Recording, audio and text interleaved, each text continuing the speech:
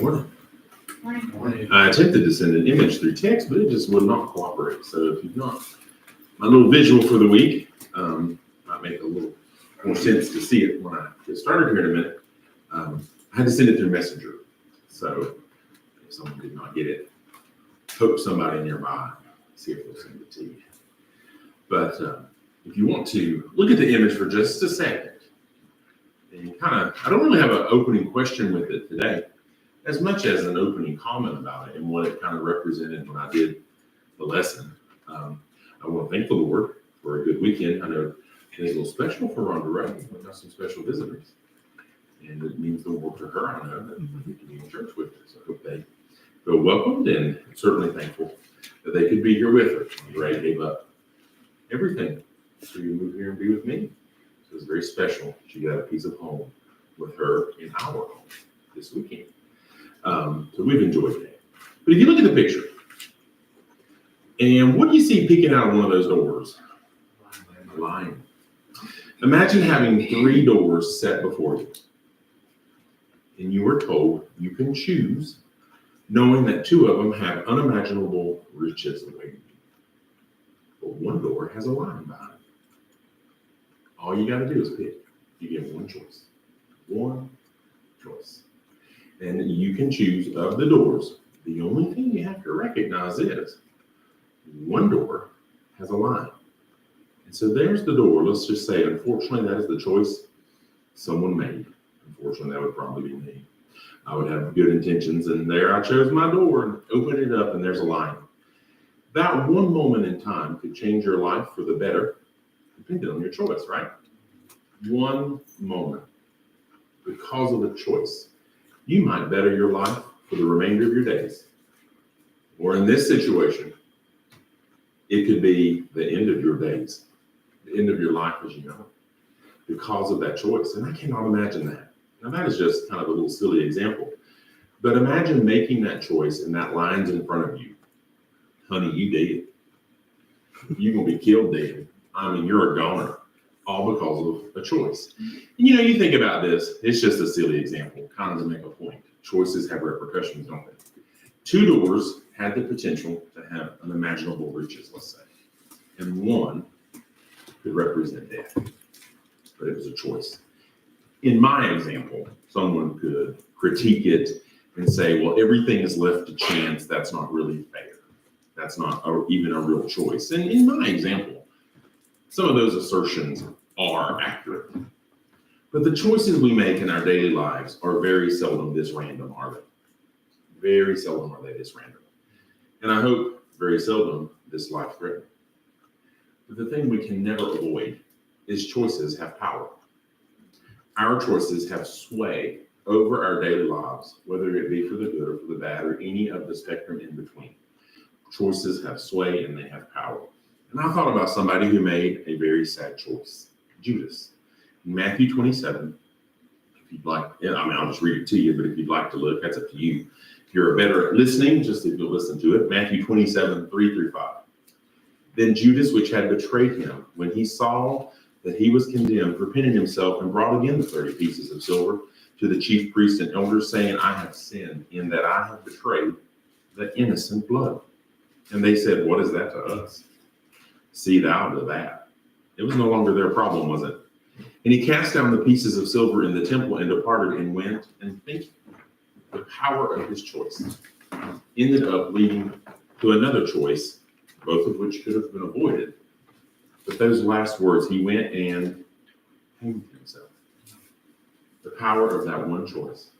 For 30 pieces of silver, he betrayed the innocent one. And as a result, the guilt and shame that I would assume he endured and was faced with afterwards overcame him. He allowed it to overcome it. And he made a fateful choice. He also made the decision to betray Jesus, didn't he?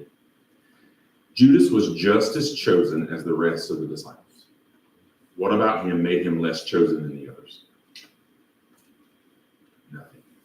He was just as chosen. But his choice to betray Jesus changed his path, didn't it? He had a say in what his outcome would be. And he made some very poor choices.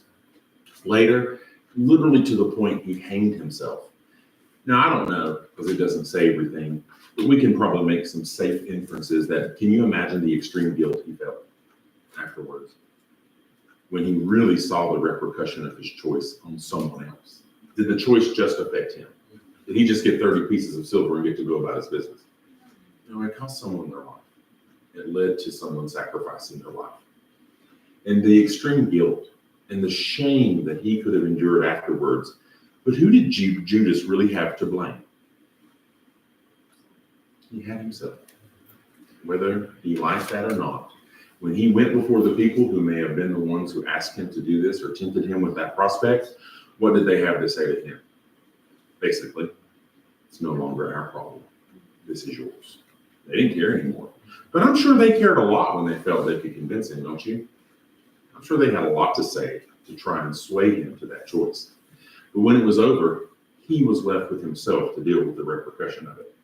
And the shame and guilt that I think could have flooded him, can you even imagine what that was like? If you've ever made a poor choice of your own and felt like it hurt someone you love, and then the shame and guilt that can flood you, imagine Judas. But he had no one to blame but himself. He even referred to Jesus. And it's just so sad when you think about it. He recognized immediately, he referred to him as innocent blood. He knew that the consequence of his choice just helped lead to something bad for innocent blood. He recognized that he had committed a horrific, terrible wrong against someone he did not deserve. And Judas experienced, I would assume, guilt from that choice. And I think about him and how he was just as chosen as the others. He chose a different path. He made choices afterwards, and the consequences of those choices were for him to bear. The others didn't make such choices. Their choices to continue to serve were just as much their own, with God's help, as Judas made his choice. The consequences that came were his to own. Our choices have consequences. In Joshua 24:15, I love this one little phrase in this verse, really, as I was preparing and meditating for this. In Joshua 24:15, and if it seem evil unto you to serve the Lord, what are we instructed? Choose you this day whom you will serve. We make that choice every day. Judas made that choice for himself. When he chose to betray Jesus, that was Judas's choice. I'm sure there was outside influence and sway and pressure and temptation greatly to make that choice. But when the rubber meets the road, it was his personal choice. Whether the gods which your fathers served that were on the other side of the flood, or the gods of the Amorites in whose land ye dwell, but as for me and my house, we will serve the Lord. But I want to think about that phrase. Choose you this day whom ye will serve. Judas chose to, in some respect, if I may, Judas chose to serve greed. That is very easy. It is very easy to make choices every day to, in a sense, serve ourselves.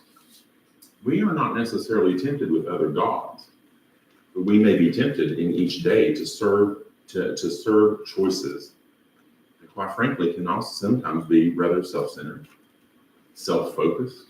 And I understand there's a level of self-preservation we all have to take care of. Judas chose to serve greed. Judas chose to serve potential pleasure in his future, 30 pieces of silver. As he said, he chose to betray the innocent. And he chose it for selfish reasons, personal gain. He made his choice the day he kissed Jesus on the cheek. And he allowed that one choice to have tremendous power over a future choice, did he not? Choices did not stop there. He faced the repercussions of what he chose, and it was, in a sense, it was too much for him. What if he had truly repented? And I thought about this. Can you imagine the scenario Judas could have demonstrated of true forgiveness? If he had chosen the life that he could have had as an unbelievable witness of forgiveness or reconciliation, and the power of using past mistakes as a driving force for better decision-making in the future, he'd made a different choice afterwards. Imagine the power. It gives me chills to imagine the power of the testimony he could have had he chosen, but he chose not to. Did the devil want him to consider any of those options? No. We know this. The devil's cruel. I imagine Judas suffered tremendous guilt and sorrow for what he did, and in that moment of time, he chose to give way to his guilt and shame. Otherwise, he could have chosen to seek forgiveness, redemption, and a commitment, a choice of commitment to do differently and make things better. He could never change what he did, but imagine the witness it could have been if he just simply made a different choice after he experienced his guilt. And once he recognized the mistake he had made. The devil is terrible. When the devil tempted Judas to accept the money, do you think the devil showed him the guilt he would experience afterwards? Do you think the devil showed him the temptation he would have to take his own life? Of course not.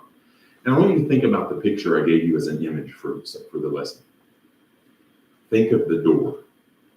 That door, let's imagine every door is a symbol of choice.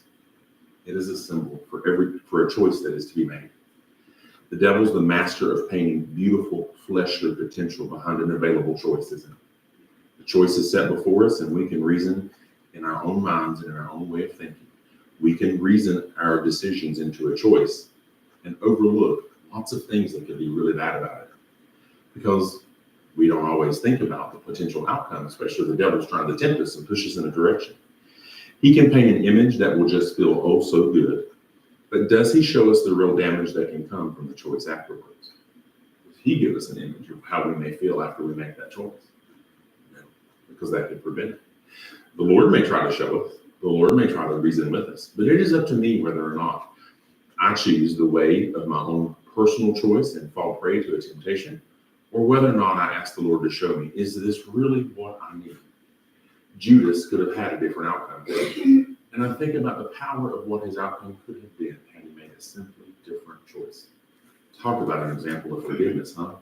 The very one who betrayed decided to serve. The devil doesn't show the lion or the devouring spirit that lurks behind one of our own selfish choices. He doesn't show that part, does he? He can try and paint this beautiful picture of what will be, but all the while that is nothing but deception. It is nothing but to deceive us. He doesn't want us to think of that. The devil, thank you, sir, doesn't want us to think of possible consequences. He doesn't want us to think about how we may feel when our choice hurts someone else. And Judas had to live with that afterwards, didn't he? His choice betrayed the innocent blood. Or he doesn't try to show us the consequence and the hurt we may feel when we hurt somebody we love. He'll pounce on us with those feelings later. Now, afterwards, he loves to show you what you've done or what your choice has done. He loves to capitalize on that and push you further down and try and put you further into a bad state, especially mentally. He'll try and make someone just want to give up, to do themselves harm, or to accept that all we can make is bad decisions. But sadly, everything he's trying to guilt us with are sprinkled with probably as many lies, just like the promise that he tried to make us feel our bad choice would hold was sprinkled with. He sprinkles everything he does with a level of deception, either painting a beautiful picture, and we know if we've served at any time or any length of time in our life, he can paint a grand picture. And it doesn't have to be anything what you call sinful. We face temptation, right? We face trials, and we face choices. He's just cruel. In James 8:44, ye are of your father the devil, and the lusts of your father ye will do. He was a murderer from the beginning and abode not in the truth. Because, in this next part, there is no truth in him. When the devil beats someone up for a choice or a decision and tries to tell them there is no hope left within them, that there is no reason for them to try, there is no reason to think they could ever change, he's a liar. Turn the narrative on him. He's lying. There is no truth in him. If we have breath, we have potential.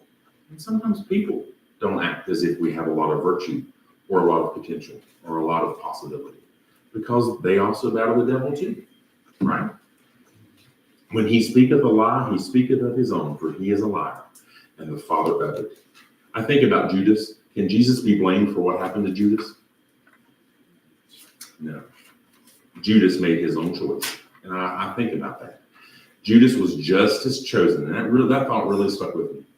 He was just as chosen as the other disciples.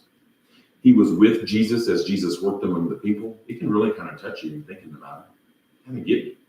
He ate with Jesus, but he made a poor choice to betray him, and the devil used that one choice to wreak absolute havoc on his life. I could not imagine what Judas's psyche felt like after he realized what he had done. Can you imagine the guilt? Can you imagine the repercussion of such a decision?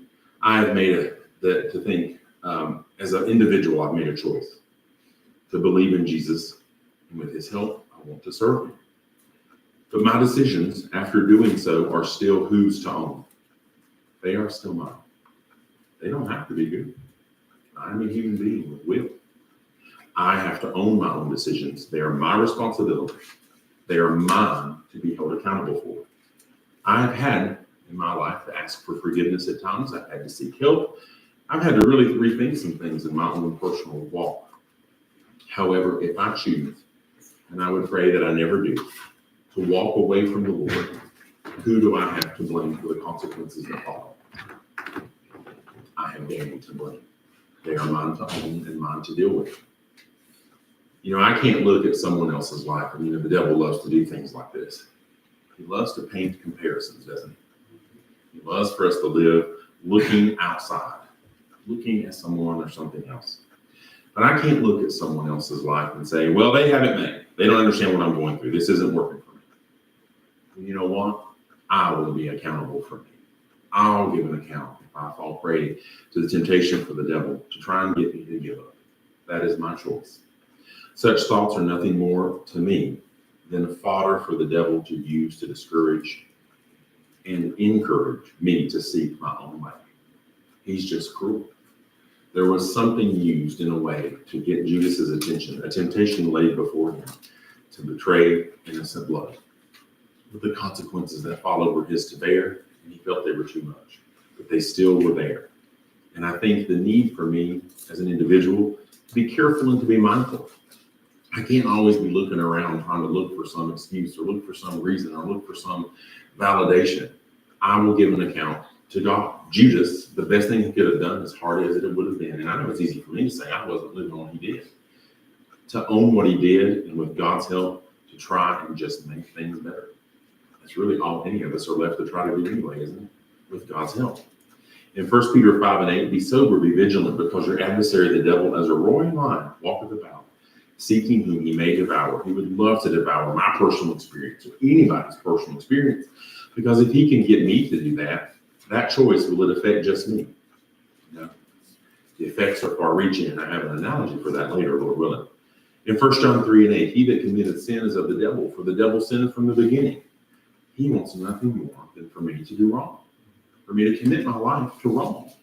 But it doesn't have to be that way. Judas committed himself to something atrocious, and it's so easy to read these examples and see the end result of it, and to think that Judas went down in history as the example that he did. But what if he could have turned the narrative on the devil and said, you know what? I betrayed innocent blood, but by the grace of God, I will live every day the rest of my life serving. To try, I know you don't make amends in that regard, but to try and understand and show God that he really regretted what he did. That would have been a very different narrative, wouldn't it? But he made his own choice, and he made a choice he couldn't come back from, literally. That one choice had permanent repercussion for a temporary decision. A temporary decision caused him to do something that was permanent, that he could not come back from. For this purpose, the Son of God was manifested that he might destroy the works of the devil. That would be the goal of God in our life. In 2 Corinthians 11:14, and no marvel, for Satan himself is transformed into an angel of light. I want to think about that for a minute. The devil can try to come to us in the form of somebody whom he wants us to think cares about us. The devil can whisper lots of things in our ears, and often he'll try to come in a way where he wants to try and convince us, using someone that we think will have our best interest at heart. He may even try to come through, as they say, a false prophet who offers lots of words and supposed wisdom, and all it does is really tickle our ear. It doesn't offer any real hope or any real change. It just offers a, let's say, pacifying of our present situation or self-justification for what we've chosen because the person tells us what we like to hear. That's not really help. This I know. Whatever or whomever was part of trying to convince Judas to betray Jesus did not have Judas's best interests at heart. That was not their goal. And that is not the devil's goal, to have my best interests at heart. Instead, those individuals, or those people, whatever it was that tried to work on Judas to get him to do what he did and to use him as that vessel, they took advantage of someone who could be tempted by greed to accomplish something horrible that they wanted accomplished. Judas became a tool for their bad intentions.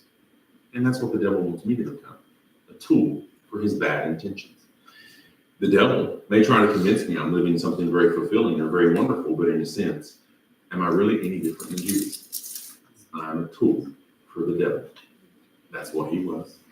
Now we think of what he did and we think of how he betrayed Jesus as just this ultimate wrong, and it was horrible. But the question I could ask myself, did any of my actions or choices betray Jesus also? Judas allowed himself to become that puppet to their desires. And Judas had to live with the consequences of his choices, and it was too much. Well, the devil's not going to bring comfort. He is not a comforter. We all live with the consequences of our choices, don't we? I could be saved, living a wonderful life, but if I choose to walk away from it, the consequences that follow, I could have a litany, a laundry list of excuses as to why I needed to do it. The consequences that follow me, they are mine to bear, period.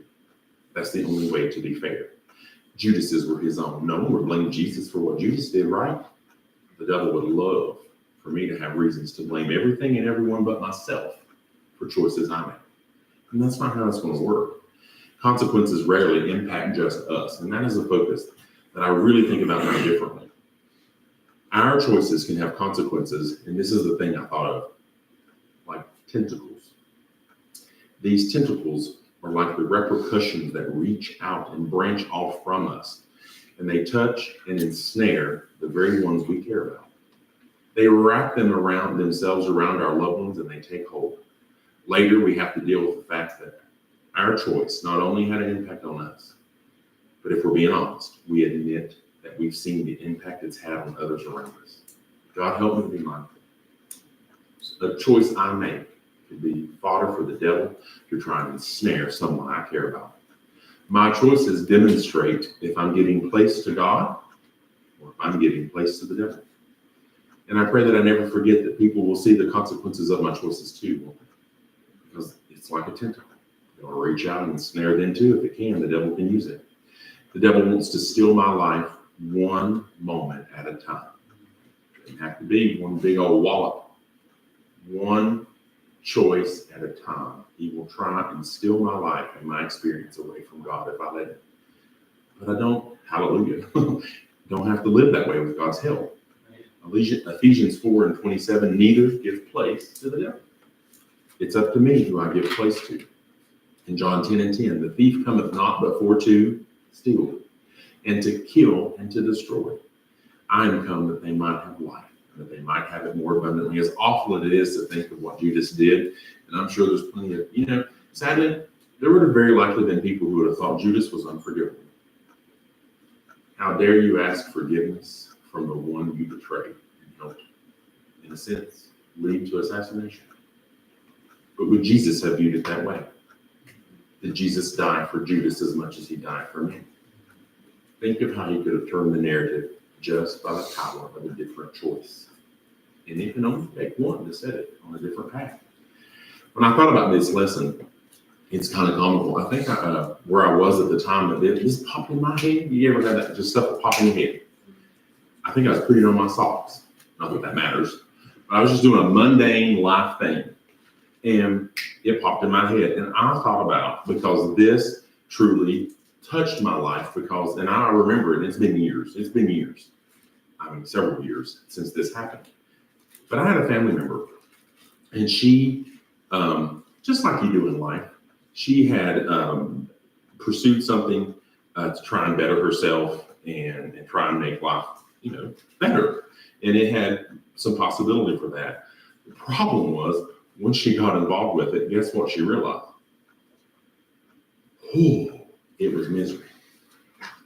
I mean, could she predict that? You can't always predict that. It was memory. And why did this example pop in my head? Because I remember her choice.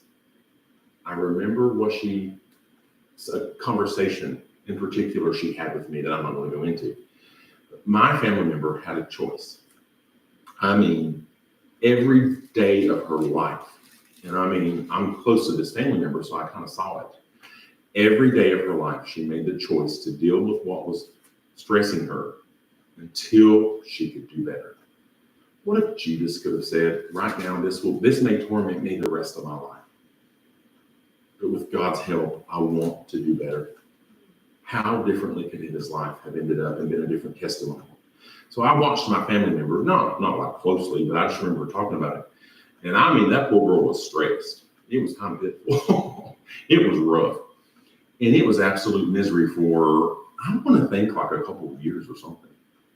But she didn't have a luxury of choice that could say, have you ever heard people use the phrase, life is too short? Well, in my family, it is sometimes. Pardon the literal. Life is too short. Honey, her bills didn't care whether life was short or life was long. They were coming. And she every day had to make a choice because that was just a reality. And when I think about that, she came to my mind, I think, when I was putting on I think it was me putting on my socks that day. Because I just remember she made a very difficult decision for a lengthy period of time. Because in a sense, she felt like there was really no other way. She just had to do, as we all do, you do what you got to do sometimes. And I thought, I could ask you, have you ever been there? Well, we're going to raise our hand. We've all done some stuff and endured some things just because we felt like we've had no choice per se. But what I can take from what her choice led to is this. Judas's choice led to a very bad, a permanent repercussion. He killed himself. But with my family member, this is what I saw. God was faithful. Things were very different for her later. And now she's with the same place. Everything she's worked for and been kind of built in place was able to stay. The thing is, in the end, she was much happier. Now she is much happier. But she had to make a choice because her decisions had an impact outside of herself, didn't they? On people she loved. And we all face those things. But I think about how the devil can take a situation, let's say like with Judas. Judas was not thinking about the repercussion. Judas was not thinking about what it could do or what it could be represented later as an example. Judas, as we all do when something's hard and feels bad, Judas wanted out, didn't he? Judas wanted an escape. And I think, man, the devil loves to work in that kind of scenario. And spiritually speaking, how the devil will put pressure. And sometimes all you just want is relief. I mean, I think I'm just telling you as a human being myself, sometimes you just want some relief. That is a very vulnerable state to make a decision. Because, buddies, the devil loves it. You know what? I thought about this. If I were having something pressing me, what if I ask myself this question? And I put this on me. Y'all may do a better job of this. I thought this thought hit me. What if I'm facing a temporary trial that the devil's trying to paint as something that just can't be overcome? Isn't that what he probably did to Judas? As horrible as it sounds, that could have become a temporary trial to Judas. Lasting repercussions, mental anguish, possibly the rest of his life. But it didn't have to become a permanent hindrance. That was his choice. And I thought about that. What if there's something you face, or I'm facing, or it could be you, I guess we can speak generically, and it just feels like it can't be overcome? Is the devil going to encourage me that it's temporary? Is he going to encourage me to stay hopeful, to change my behavior, or hang in there till that trial is over? He wants me to be defeated. He wants me to represent defeat. He wants me to show what the consequences of my choice will be, and he'd love for me to make a bad one. I thought about this. You think about couples. Are disagreements going to occur within couples? That's just natural. We're human beings. But every disagreement can't become a reason to abandon an otherwise loving relationship. The devil may try to paint it so, but you have to rely on something bigger than yourself to endure such things. You're in there for the long haul. The family member I used as an example, I think I shared this. It may have been a couple of years or so. And it was pretty rough. Poor old thing. It was rough. But in the end, it paid off. Life, as we all know. And I think about poor old Judas. Can you imagine how life felt for him at that moment when he recognized what he had done and he had to accept it? It ain't going to be easy. But here's what I have learned as I age. And I need, me personally, you may have it down pat. God help me to think about it even more so spiritually. My choices will either add to a stress or help me endure it. But that is my choice. God needs to be the one directing me and help me with that decision-making process.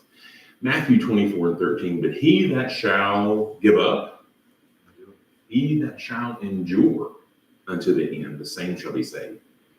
Enduring isn't always fun. It is not fun, always. And it ain't always easy. But you know what? It can be rewarding in the end. And I'm thankful for that. I think about the importance of considering choices now at this stage of my life. I think about it very, very differently because I have a different frame of reference. Obviously, because of Rhonda Ray, I'm married. My choices impact not just me, but they affect Rhonda Ray. You know, the devil can whisper lots of advice in our ears, can he? Can you imagine what he said to Judas? You're going to hurt the rest of your life. You're going to live with the fact you killed us. You betrayed the Savior. You ain't never going to get relief. You might as well give up. And you did, didn't you? You made a choice. That's the devil. The devil's a liar. The devil can whisper lots of advice in our ears, and often he'll whisper and this is what I find. It's very self-centered and very self-serving advice. You have to have a level of self-preservation, don't you misinterpret me. But often he can very much want me to focus on me. And for a large part of my life, there was an aspect of that I could kind of do, not always, because I had family members I love. The choices that may feel good to the flesh are not always the best choices to pursue. It doesn't just happen to the sinner, though. As a believer, I will be tempted too, but my choices now have an impact outside of me. Rhonda Ray and I make many, many choices together. We make those together. Now, we're humans, we're capable human beings. We have a level of intellect, and we're thankful for that. And we can make choices on our own. There's times you do that. But life now for me is very, very different. And I thought of an example because Rhonda Ray will giggle because I send her stuff about this a lot. I'm not planning to buy a car without first consulting Rhonda Ray. I'm sorry. She will be the person I consult. And you know what made me sad as I thought about this? There might be people who'd say, but you're the husband, and here's what I'm going to reply. What's your point? What's your point? Because that financial commitment won't just impact Danny. We're a unit. We are a unit now. At one point, it would have largely just impacted me. But now it's us. And I wouldn't want to make something like that. I don't want to put us in a bind because of my choice to get what I want. That's unfair to Rhonda Ray. I have a love for her. I care about her well-being. I mean, I used to get kind of chuckle. I would watch couples because I wasn't married. And you would often find the husband drove the lesser car, and often the wife drove the nicer car. I mean, I've seen that in couples through the years. And now I get it. If we got a car, I will take the lesser. I mean, I might choke up. I don't want Rhonda Ray. I want her to have the best. And we ain't rich. We ain't got the best. I don't mean that. Don't misinterpret. But if there's a better one of the two, that's Rhonda Ray's. I'll take the leftovers. I have my little Yaris. It's good enough for me. I don't want Rhonda Ray. And when she has to take it because I have to take hers, there was one day she took it. I thought, oh, Lord. I haven't got I knew I needed to get my maintenance done. But thank God she made it. But, that matters to me. She's my wife. In Ephesians 5:25, husbands, love your wives, even as what? Christ also loved the church and gave himself for it. Christ died for my good. And that is the comparison of love I'm to have for her. He gave of himself so I could experience this wonderful salvation. That's how much he loved me. And I don't want to make life unnecessarily hard on Rhonda Ray because I selfishly pursue my own choice and my own wants and my own desire. That is a reality I now live with that's different because I made a choice to pursue and have Rhonda Ray as my wife. To do so would be terribly unfair to her. And to me, it's not an example of me loving her as Christ loved the church. Christ loved in a sacrificial way. He sacrificed for us. And I may have to sacrifice some wants and desires of my own in the name of serving him or in the name of loving her. But he can help you through that and bless you for it. And I thought about Jesus' sacrifice. And I thought about, maybe someone say, don't say poor Judas. Well, he was a human. And he made a horrible choice. And now he's eternally emblazoned in God's word as an example of what that choice can lead to, if you're not careful. But God helped me to learn from it. And I thought about this amazing grace that Jesus gave me is offered to everybody. But I truly believe, and this breaks my heart, I truly believe that the devil has some people convinced that Jesus' sacrifice is for everybody but them. And that is so far from the truth. That is the farthest thing from reality. Anybody who battles that kind of thought is actually the prime example of who Jesus died for. He died for Judas. He wants this person who's tempted to feel that way just as much as anybody who's lived whatever life they've lived, or anybody who has already accepted his offer of salvation. And there's a song that really touched my heart when I heard these lyrics. It's called The Cross. It has in it, you've been trying hard to bear the weight of all your shame. Judas could not bear his shame. He made a horrible choice. One choice had eternal consequence for him. And if there's a God up there, you're sure he forgot your name. When your steps are getting heavy and hope looks all but lost, just bring it all to the cross. Who told you grace can't reach the messed up ones like you? Has the devil made you believe the lies he tells are true? When you're sure that you're the one who's wandered too far off, I love this. It's not too late. Just come to the cross. Judas could not. It was too late for him because of the choice. Come and see, and I love this. Come and see if you could just help people get a glimpse. Come and see a Savior's love that would die to make you new. Nothing you have ever done can change what mercy has done for you. Nothing changes the fact that he died for the Judas. Nothing, no matter how unworthy that Judas may feel. And if you ever wonder if you're worth so great a cost, look up and see the cross. When we think of the concept of choices, it is so easy to think about things like Judas betraying Jesus for money. It's easy to think about graphic sin. But I betray Jesus if I do not adhere to what he's shown me is true. I may not be publicly renouncing him, but my choices reflect how much of a priority Jesus holds in my life. Could it be that I betrayed him for money by putting the accumulation of material wealth above him? Or by not honoring him in the way I should? Could it be that I betray him when I choose constant pleasures or self-serving interests over him? The verse we read earlier reminds us, choose you this day whom you will serve. So I want to personalize that. Danny, you will make choices today that will demonstrate whom you are serving. What do my choices show? Others are watching, and my choices will have an impact on others around.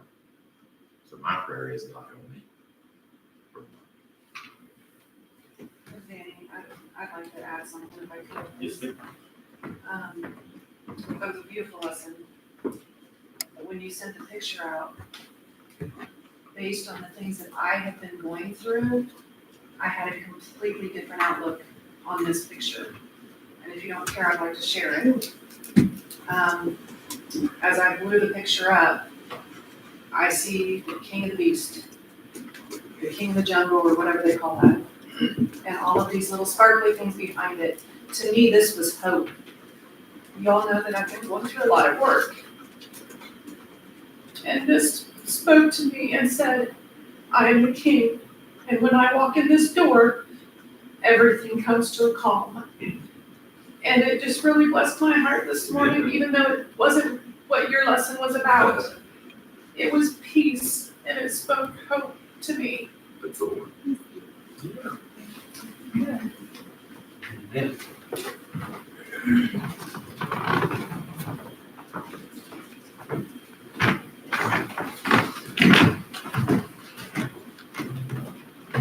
Thank the Lord for the good lesson this morning. It's good.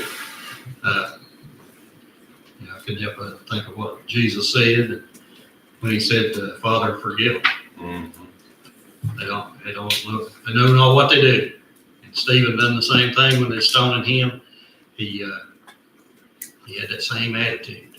So, when we're going through the trials and things that's happening, that's what we need to remember that. They know not what they do. Because the lost world is a different world. I've been there.